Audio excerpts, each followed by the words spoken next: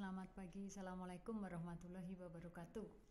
Oke teman-teman, mari kita lanjutkan materi kita hari ini, yaitu berkaitan dengan pengelolaan modal kerja. Nah, di materi sebelumnya kita sudah mempelajari apa itu modal. Nah, sekarang kita harus tahu bahwa perusahaan ketika melakukan proses operasionalisasi di sana membutuhkan modal kerja di antaranya. Nah, apa itu modal kerja? Yang dimaksudkan di sini sebagai modal kerja itu adalah dana yang diperlukan oleh perusahaan untuk memenuhi operasional perusahaan sehari-hari. Nah, di sana contohnya misalnya untuk beli bahan baku, untuk membayar tenaga kerja langsung, untuk memberikan gaji, kemudian membayar upah dan lain sebagainya. Nah, di sana bisa kita simpulkan berarti bahwa modal kerja itu modal yang digunakan secara langsung untuk menghasilkan produk. Nah, kalau menghasilkan produk berarti di sana ada bahan baku, berarti di sana ada tenaga kerja, berarti di sana ada biaya overhead pabrik. Nah, disitulah yang harus kita ketahui bahwa ketika melakukan proses produksi, perusahaan tidak bisa lepas dari modal kerja. Nah, apakah kemudian modal kerja itu harus sekali atau berapa kali? Nah, berapa kali atau sekali atau berapa lama itulah yang dikatakan di sini sebagai perputaran modal kerja. Modal kerja yang semakin berputarnya cepat artinya adalah modal kerja yang semula di sana berwujud uang tunai segera kembali lagi menjadi uang tunai. Semula kas, beli bahan baku, kemudian dijadikan produk, dijual laku menjadi kas kembali. Nah, disitulah peran daripada tidak hanya dari sisi keuangan, dari sisi produksi dan juga dari sisi marketing. Sehingga seperti di awal sudah Bu Eni sampaikan bahwa ketika kita memproduksi produk di sana ada 4 hal yang harus diperhatikan. Yang pertama adalah bagaimana produk tersebut dibuat, bagaimana promosinya. Produk dibuat dan promosi itu tidak bisa lepas dari SDM. SDM tidak bisa lepas dari sisi keuangan. Nah, itu. Sehingga perputaran modal kerja itu bisa sifatnya jangka pendek, bisa bersifat jangka panjang, tergantung juga produk dan sistem penjualan yang dilakukan oleh perusahaan. Ketika produknya di sana adalah produk yang lebih cepat kadaluarsa, otomatis di sana akan memiliki perputaran modal kerja yang lebih cepat daripada perusahaan yang memiliki atau menjual produk yang tahan lama. Nah, seperti itu. Contohnya makanan otomatis kadaluarsa mungkin hanya 3 hari, bahkan ada yang 1 hari. Tapi ketika makanan sudah difermentasi, sudah diberi bahan pengawet, mungkin bisa bertahun-tahun. Contohnya roti dalam kemasan kaleng dan seterusnya. Nah, kalau kita baca di sana masa expirednya, nah di situ akan terlihat bahwa expirednya kadang masih setahun, masih 2 tahun dan lain sebagainya. Beda dengan makanan ketika itu adalah makanan basah, siap saji. Mungkin pagi dibuat, siang harus sudah disantap maksimal atau mungkin sore. Gak bisa pagi bikin pecel, kemudian paginya dijual lagi pecelnya, kan gitu. Beda dengan yang roti tadi, ketika jualan roti dalam kaleng, hari ini dibikin, packing, dipasarkan, bisa saja lakunya nanti 6 bulan lagi, atau mungkin juga langsung laku, atau mungkin 1 tahun lagi.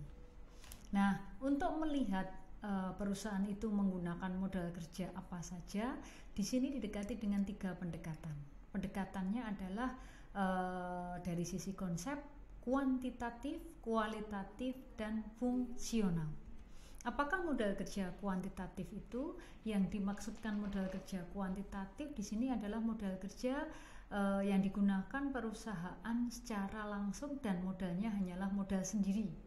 Dia hanya mengandalkan aset lancar saja, tidak mengandalkan aset yang lainnya, dan juga tidak melakukan pinjaman kepada pihak ketiga. Jadi misalnya bikin produk, beli bahan baku ya menggunakan uang cash yang ada saja, tidak perlu hutang tepung terigu. Misalnya perusahaannya bikin roti, semua dibeli secara tunai dan ketika nanti akan bikin produk, tidak kemudian hutang bahan baku dan lain sebagainya, ya perputaran dana yang ada. Sehingga di sana lebih terbatas daripada perusahaan melakukan proses produksi dengan menggunakan sistem kerjasama dengan pihak ketiga. Nah, secara matematiknya model kerja kuantitatif ini digambarkan atau dituliskan di sana itu adalah modal kerja sebesar total aset lancar. Artinya ketika aset lancarnya di sana itu sebesar 100 juta, berarti modal kerjanya 100 juta. Nah, karena di sana itu hanya mencerminkan aktiva lancar, sering disebut modal kerja ini sebagai modal kerja kotor atau gross working capital.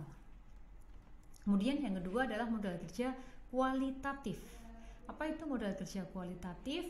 Yaitu modal kerja yang digunakan untuk menghasilkan produk, tapi perusahaan di sini sudah menjalin kerjasama dengan pihak ketiga, entah dengan supplier, entah dengan perbankan atau lembaga keuangan non-bank. Artinya perusahaan sudah melakukan transaksi hutang, tetapi hutangnya masih hutang yang sifatnya jangka pendek. Nah, sehingga secara matematisnya ketika kita mendekati dengan konsep kualitatif, modal kerja itu adalah aset lancar dikurangi hutang jangka pendek kemudian dari sana kita tahu berapa besarnya modal kerja yang digunakan. Kemudian yang ketiga adalah modal kerja fungsional, di mana ketika kita menggunakan pendekatan fungsional, artinya modal kerja itu berfungsi sejauh mana. Nah, tahu tidak sejauh mana adalah melihat dari laba yang dihasilkan ketika produk tersebut dijual, ketika perusahaan tersebut beroperasional.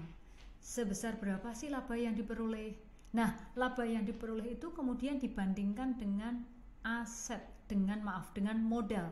Apakah modal yang digunakan setara? Misalnya labanya 100 triliun. Mungkin melihat angka 100 triliun besar di sana. Wah, besar. Tapi ternyata modal yang digunakan di sana 1000 billion. 1000 billion labanya 100 triliun. Nah, itu tidak sebanding. Sehingga artinya di sana modal kerjanya kurang efektif atau kurang berfungsi. Tapi beda halnya ketika jualan martabak hari ini lakunya 500.000. Modal yang digunakan hari ini adalah 2 juta. Berarti efektif. Mengapa efektif? Karena modalnya 2 juta, labanya 500.000. Berarti di sana ada 25%. Seperempat dari modal yang digunakan, modal laba yang dihasilkan itu nilainya seperempat dari modal yang digunakan. Nah, di sana sebanding, modalnya 2 juta, labanya di sana 500.000. Beda hanya ketika modalnya 2 juta, labanya 5.000 rupiah. Memang laba, tetapi tidak efektif dan efisien. Nah, disitulah yang dikatakan di sini sebagai modal kerja ketika kita menggunakan konsep fungsional. Nah, secara fungsional di sini syarat daripada modal kerja itu harus 3 hal.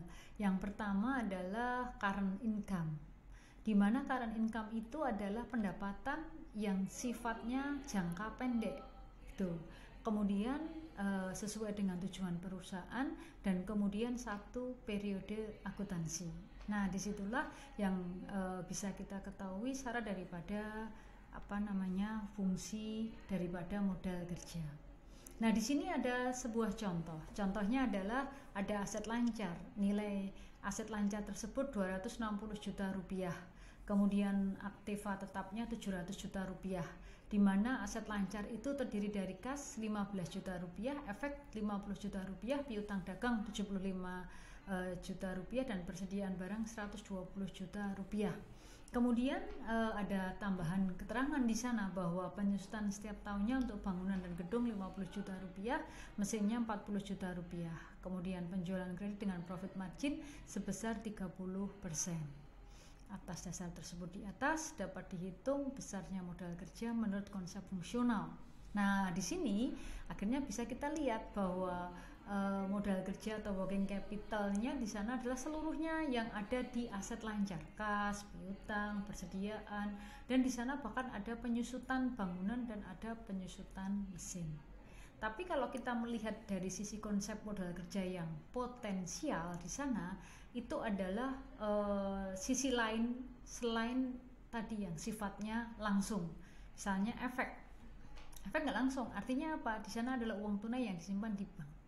Kemudian adanya margin. Nah, di sana ada efek dan margin, itulah yang disebut sebagai modal kerja potensial. Di lain pihak juga ada bukan modal kerja atau non-working capital. Non-working capital itu yang mana? Semua yang tertera di aset tetap, sehingga di situ non-working capitalnya sejumlah 610 juta, asalnya dari tanah 150 juta, bangunan dan gedung 250 juta rupiah, dan mesin-mesin 210 juta rupiah. Oke, itu ya. Silahkan teman-teman nanti mencoba menghitung berapa besarnya modal kerja didekati dari konsep kuantitatif, kualitatif, dan fungsional menggunakan laporan keuangan masing-masing yang sudah dikumpulkan beberapa waktu yang lalu. Oke, terima kasih. Assalamualaikum warahmatullahi wabarakatuh.